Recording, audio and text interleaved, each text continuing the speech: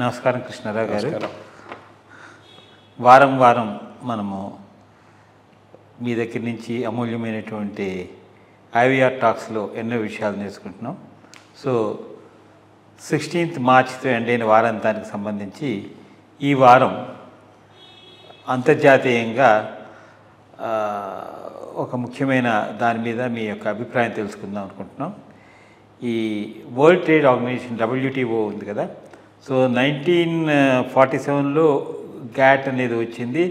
ఆ తర్వాత మళ్ళీ ఇప్పుడు లేటెస్ట్ రౌండ్ మళ్ళీ టాక్స్ వచ్చి వ్యవసాయానికి ప్రాధాన్యంగా వచ్చి ఈ WTOకిను గ్యాట్కి అసలు డిఫరెన్స్ ఏమిటి, ఇది ఈ నెగోషియేషన్స్ ఎంతవరకు వస్తున్నాయి, ఇది మొత్తం ప్రపంచ ఆర్థిక వ్యవస్థ మీద ఏ విధమైన ప్రభావం చూపిస్తుంది, అట్లాగే మెయిన్గా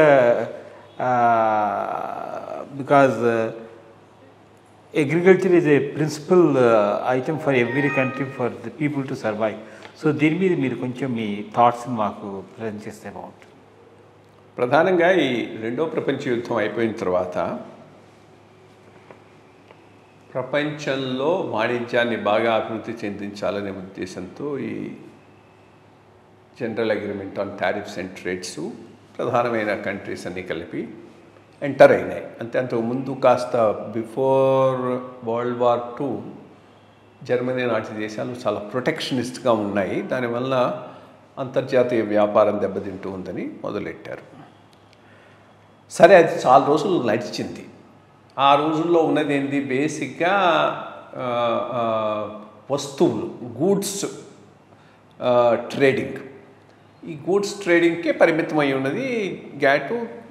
దానికి అనుగుణంగా కొందరికి preferred treatment, non preferred treatment అందరికీ సమానంగానే కానీ సమానంగా జరగలేదు. మోస్ట్ ఇంపార్టెంట్ థింగ్ దీనివల్ల వచ్చింది ఏంటంటే, అంతకుముందు క్వాంటిటేటివ్ రిస్ట్రిక్షన్స్ ఉండేవి. ఈ దేశం నుంచి ఇంతే ఇంపోర్ట్ చేసుకోవాలి, ఇంత ఇంపోర్ట్ చేసుకోవాలి. కోటాస్ని తీసేసి కోటాస్కు బదులుగా టారిఫ్స్ని పెట్టారు. టారిఫ్స్ డిఫరెంట్గా ఉండేవి.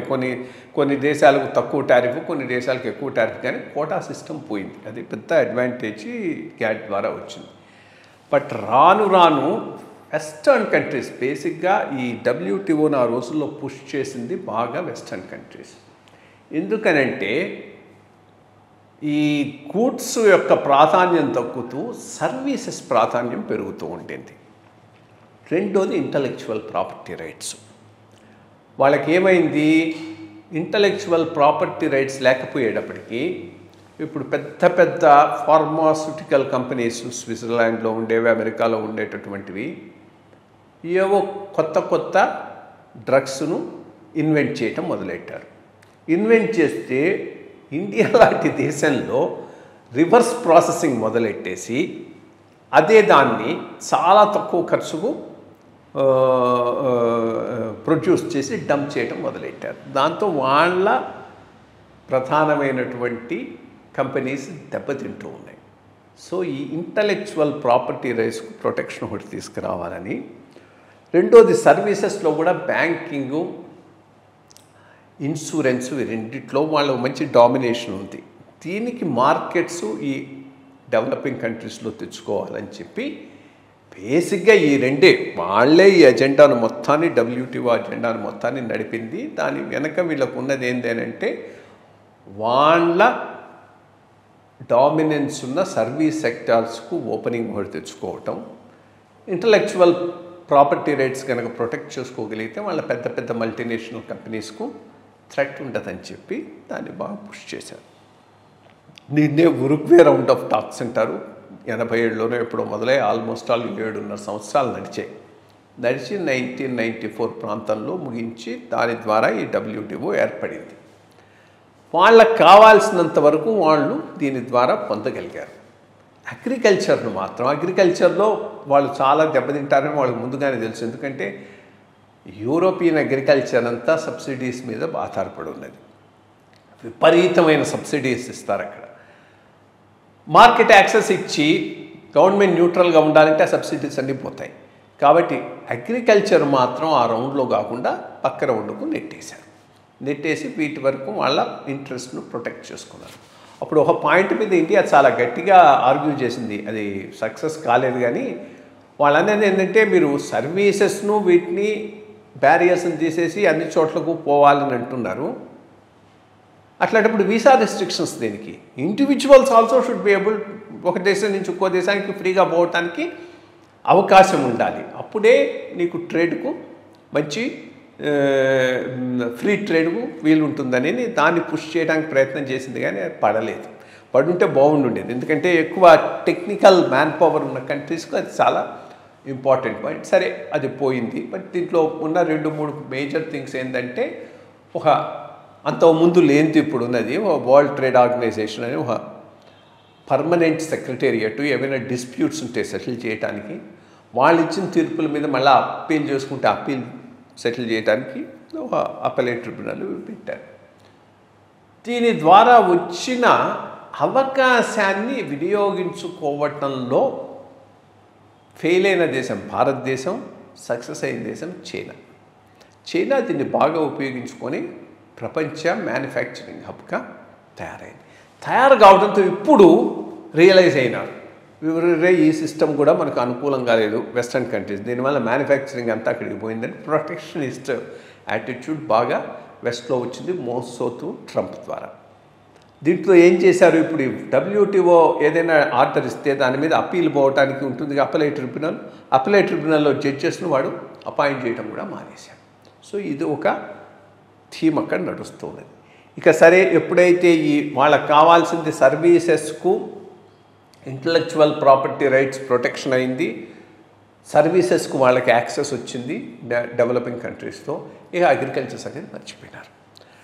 నీకు చూస్తే అదే 1994-95 ద్వారా చాలా థ్రైవింగ్గా ఉన్నటువంటి ఫార్మాస్యూటికల్ కంపెనీస్ ఇండియాలో ఆ పైన మూతపట్టడానికి కారణం ఇది ఒకటి. అప్పటిదాకా వీళ్ళు ఇంటలెక్చువల్ ప్రాపర్టీ రైట్స్ లేదు కాబట్టి ఇదిగో ర్యాన్ బ్యాక్స్ అనుకుంటా అక్కడ ఉంది కదా, మరి పంజాబ్ బేస్డ్, వీళ్ళంతా డంప్ చేసేస్తూ ఉండేవాళ్ళు ఈ ఆఫ్రికా ఈ కంట్రీస్ అన్నింటిలోనూ మెడిసిన్స్ను.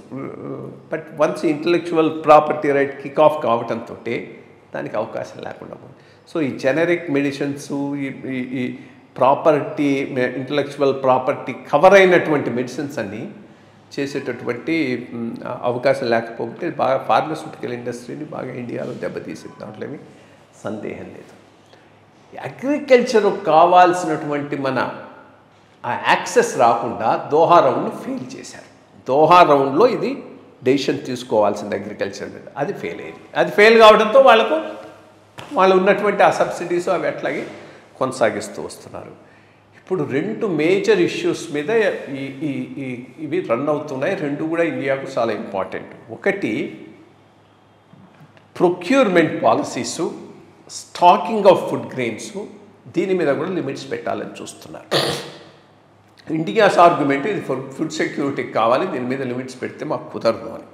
వాళ్ళనేది ఏంటి, మీరు లిమిట్స్ పెట్టి హ్యూజ్ లిమిట్స్ లేకపోతే హ్యూజ్ అమౌంట్ ప్రొక్యూర్ చేసి రిలీజ్ చేయకపోబట్టి ప్రపంచంలో ఫుడ్ గ్రెయిన్స్ యొక్క ప్రైసెస్ పెరిగిపోతున్నాయని, ఎస్పెషలీ ఆఫ్టర్ యుక్రెయిన్ వార్ తర్వాత, కోవిడ్ తర్వాత ఇది ఒక మేజర్ ఇష్యూగా తయారైంది. అంతకుముందు కన్నా ఇప్పుడు ఇండియా, అంతకుముందు థాయిలాండ్ రైస్ వరల్డ్లో ఎక్స్పోర్ట్ చేసే కంట్రీ, ఈరోజు ఇండియా ఈజ్ ఎక్స్పోర్టింగ్ కంట్రీస్లో చాలా ఇంపార్టెంట్ కంట్రీ ఇండియా అయింది. సో వీళ్ళు డంప్ చేస్తున్నారని, ఇది ఈ MSPకి ప్రొక్యూర్ చేసి at a late concessional rate, దీని మీద కొన్ని కంప్లైంట్స్ ఉన్నాయి. బట్ ఇండియా చాలా ఫర్మ్గా ఈ ఇష్యూను ఆర్గ్యూ చేస్తున్నది, ఎందుకంటే అది చాలా ఇంపార్టెంట్ కూడా మనకి, ఎందుకంటే ఈ ఫుడ్ గ్రెయిన్ ప్రైసెస్ తగ్గకుండా ఉండాలి. చైనా ఇప్పుడు ఏం చేస్తున్నాయి, చైనా మ్యానుఫ్యాక్చరింగ్ హబ్ అయిపోయింది. ఇప్పుడు వాళ్ళకి ఏం కావాలి, వాళ్ళ ఇన్వెస్ట్మెంట్స్ ఇతర దేశాల్లో పెట్టుకోవడానికి ఫెసిలిటేషన్ కావాలి. దానికోసం దీన్ని కేవలం ట్రేడింగ్ ఆర్గనైజేషన్ లాగానే కాకుండా ఇన్వెస్ట్మెంట్ రిలేటెడ్ డెసిషన్స్ కూడా దీంట్లో వచ్చేటట్టుగా చూడటానికి చైనా గట్టిగా ప్రయత్నం చేస్తున్నది. అది ఇండియా అడ్డుకుంటున్నది. ఇండియా ఏమంటుంది, ఇది ట్రేడింగ్ ఆర్గనైజేషన్, ఇది ఇన్వెస్ట్మెంట్ ఆర్గనైజేషన్ కాదు, ఇన్వెస్ట్మెంట్స్ వరకు దీంట్లో రావడానికి వీల్లేదనేది ఇండియా పాలసీ. చూడాలి మరి. బట్టి అగ్రికల్చర్లో మాత్రం ఈ దేశాలకు అనుకూలంగా ఎక్స్పోర్ట్కు వీలయ్యేటటువంటి విధానాలకు అక్కడ సబ్సిడీస్ పూర్తిగా తీసేస్తే కానీ ఇది వీలు పడదు. ఆ సబ్సిడీస్ అట్లాగే కంటిన్యూ అవుతున్నాయి యూరోప్, అమెరికాలో. రెండోది, దానికి గెయినప్ కావాలన్నా అగ్రికల్చర్ కమర్షియలైజ్ కావాలి ఇండియాలో. అది మన ఇంటర్నల్ ప్రాబ్లం. మన చూడరాదు ఆ ఫార్మ్ లాస్ తప్పకుండా అగ్రికల్చర్ కమర్షియలైజ్ చేయడానికి పనికి వచ్చేవి. దాన్ని అంత గట్టిగా అపోజ్ చేసి రాకుండా చూసుకున్న వల్ల ఏమైపోతుంది, ఇన్ఫ్లేటెడ్ కాస్ట్ మీద అగ్రికల్చర్ ఇండియాలో రన్ అవుతున్నది. సో నువ్వు ఏదైనా లార్జ్ స్కేల్ ఇంపోర్ట్ చేసుకోవాల్సి వస్తుంది, రేపు ఫ్రీ చేసేసి దెబ్బతింటాం, మనం దానికి సమాయత్తం అయి ఉంటాం. సో ఇవి కొన్ని ప్రాబ్లమ్స్ ఉన్నాయి. బట్ ఇండియన్ స్టాండ్ కరెక్ట్గా ఉంది, దీని మీద సరిగ్గానే పోతున్నారు. చూద్దాం ఎట్లా ఫైనల్గా రౌండ్ వస్తుందో చూద్దాం.